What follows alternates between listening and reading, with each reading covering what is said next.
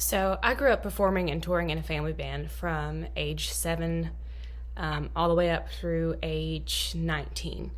And we did a lot of our own original music and we worked very hard. And the funny thing about being a child performer and a child artist is the fittest I have ever been musically as far as my muscles was during that stage, because we were a 3-piece band. So it was just me and a guitar and a bass. And so it was constant playing for all three of us. And so I've literally never done anything that musically challenging since on that extent. There have been things that are musically challenging in other ways, but the fitness of it and the complication of the arrangements has not been matched yet, because we we made things hard on ourselves. So as a challenge, there are a few arrangements that I am trying to go back and dig back up out of the recesses of my memory. And one of them is this, After You've Gone, from a 2015 album of ours. So I was 16 years old, had cystocatony all up and down the side of my face, and this is a Western swing tune. And I'm trying to resurrect it and get the arrangement back in gear. So I've been playing on it a little bit this morning, and I'm going to keep going, and I'm going to share it with the camera, because this is a really interesting experience now at 25, playing something from 9 years ago, and matching that physicality.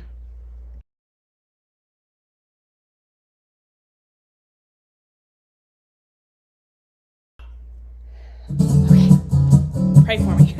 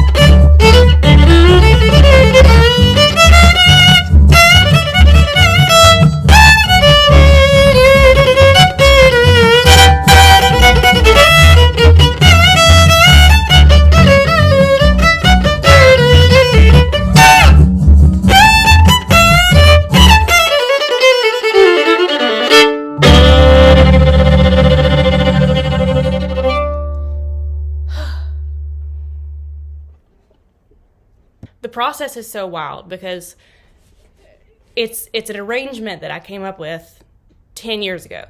So, but I did it until 2018 on a pretty regular basis on stage. So that muscle memory, some of it comes back surprisingly quickly, and there are these weird gaps too, where it's like, where did that go? This is such a busy arrangement. There's so much going on that sometimes it's like one part will teleport to another part, and so getting it all straightened back out can be a little bit difficult. And then execution is still such a challenge that I by no means executed any of that as cleanly as I would want to for stage. So it's a very interesting thing because I'm only in my mid-20s now.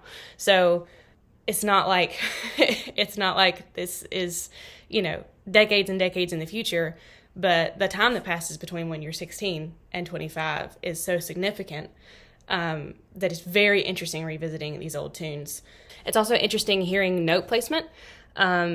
It is hard for me to play along with the recording a lot of times because that fiddle is so loud and it's under my ear, but I could definitely tell that on the record I was much more ahead, and I'm a little more back into it now, which I don't think I realized because I still struggle I rush especially when I'm focused.